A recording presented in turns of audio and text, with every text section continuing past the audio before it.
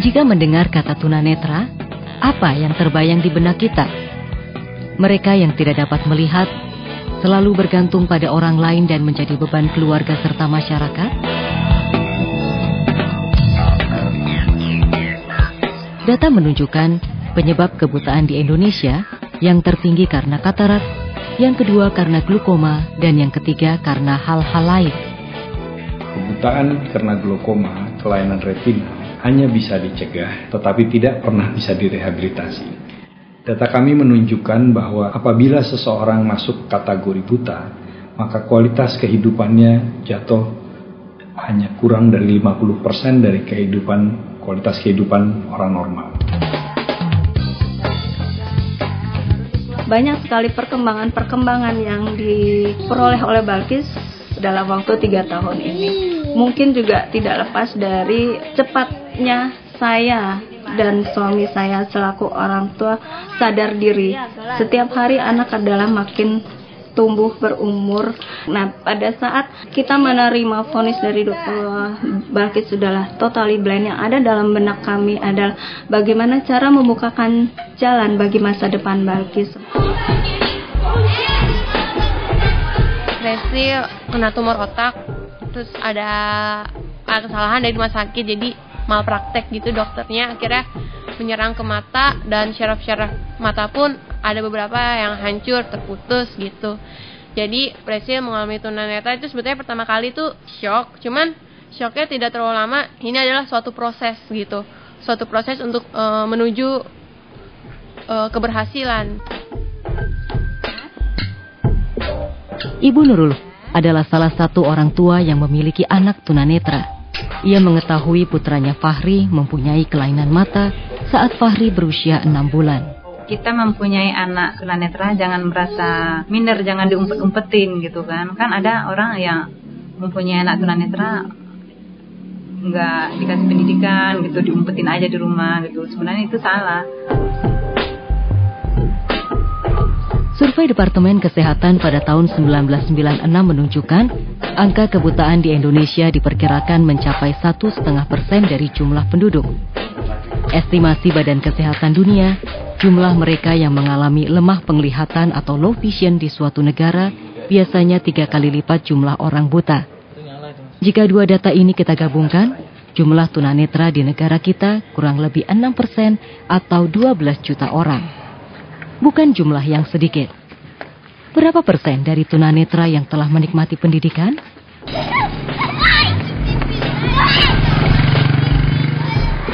ya. 4, ya. 6. Betul atau salah? Kurang berapa Pak Oji? 8. Terus? Dan 16. Iya. Data Departemen Pendidikan Nasional tahun 2000 menunjukkan anak tunanetra usia sekolah yang bersekolah jumlahnya tidak lebih dari 5%. Banyak tunanetra yang tinggal saja di rumah dan tidak berdaya. Kesadaran akan pentingnya pendidikan bagi tunanetra masih minim.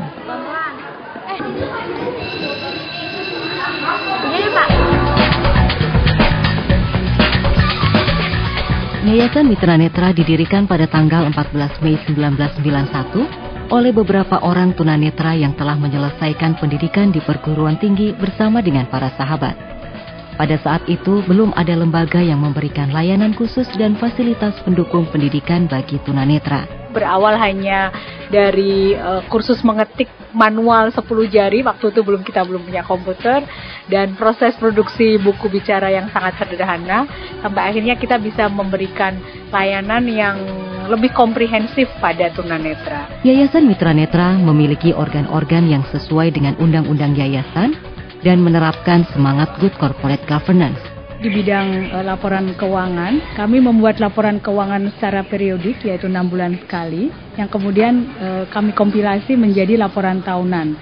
Dan laporan tahunan ini juga diaudit oleh akuntan publik yang selanjutnya kami sampaikan kepada semua pihak yang mendukung kegiatan Yayasan Mitra Netra.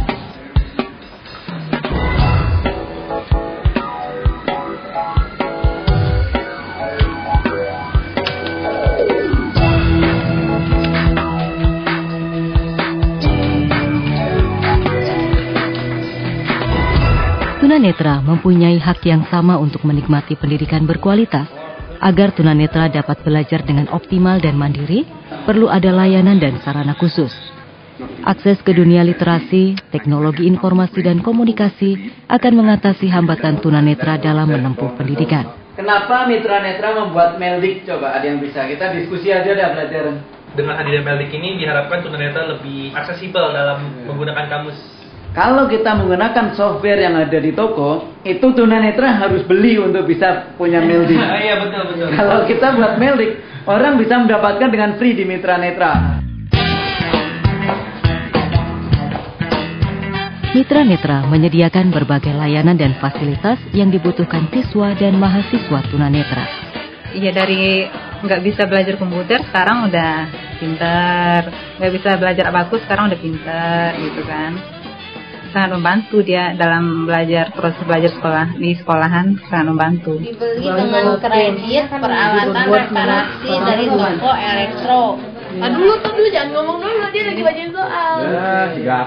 Presilia hampir setiap hari datang ke Mitra Netra. Pelajaran yang tidak mengerti di sekolah bisa dipelajarin lagi di Mitra. Terus kalau di ruang komputer, saya kadang-kadang tuh seminggu sekali untuk mengambil bahan-bahan dari internet tentang sekolah, beasiswa, biasanya seperti itu.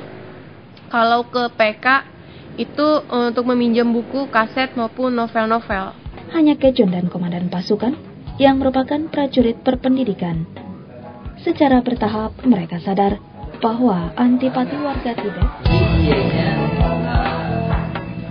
Layanan rehabilitasi mental juga disediakan bagi mereka yang menjadi tunanetra di usia remaja atau dewasa. Mereka juga dibekali keterampilan-keterampilan dasar, yaitu membaca dan menulis huruf Braille, serta keterampilan orientasi dan mobilitas. Ya, itu lonceng. Konseling bagi orang tua yang memiliki bayi dan balita tunanetra juga diselenggarakan oleh Mitra Netra. Saya memperoleh informasi Mitra Netra melalui internet. Dari situlah saya mulai berhubungan dengan Ibu Arya. Beliaulah yang cukup banyak juga membukakan mata saya bahwa banyak orang tua yang quote senasib dengan saya, mempunyai anak yang berkebutuhan khusus. Tetapi kita juga melihat bahwa banyak juga anak-anak tunanetra yang pada saat ini sudah berhasil. Yayasan Mitra Netra sungguh merupakan tumpuan bagi para penyandang cacat mata netra untuk dapat meningkatkan kualitas kehidupannya dan berproduksi kembali dalam kehidupan sehari-hari. Mitra Netra telah membuktikan, tunanetra yang mendapatkan layanan pendukung selama mereka menempuh pendidikan akan meningkat kualitas hidupnya.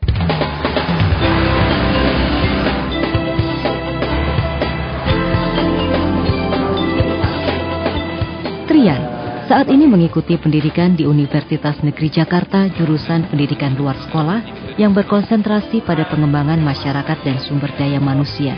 Bahwa Trian itu punya spirit untuk melakukan pemberdayaan bagi teman-teman yang berstatus difabel. Jangan melakukan satu proses-proses yang akhirnya melakukan proses marginalisasi yang akhirnya lepas dari konsumsi diri bahwa mereka secara hajat hidupnya adalah sebagai manusia biasa yang memungkinkan bisa melakukan satu ekspresi dari potensinya dalam kehidupannya itu secara efektif. Suatu kondisi di mana seseorang atau kelompok hanya mampu memenuhi kebutuhan yang paling pokok dari yang terpokok. Pokok.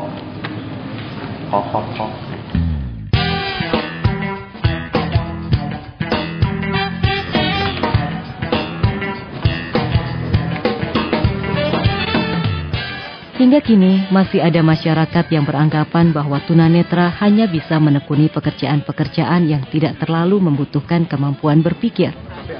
Sebagian orang berpendapat tunanetra meskipun bersekolah setinggi apapun tetap tidak bisa menjadi sumber daya manusia yang produktif dan mandiri. Mitra Netra telah membuktikan tunanetra bisa bekerja dan menjalani profesi yang lebih beragam. Tengok 3 monitor.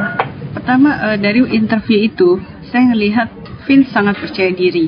Kemampuan bahasanya membuat saya sangat kagum. Dan kita perusahaan asing, which is itu juga penting buat kita. Jadi sangat-sangat percaya diri dan itu kelihatan sekali dan membuat saya yakin bahwa pekerjaan apapun akan mampu dilakukan oleh Vin.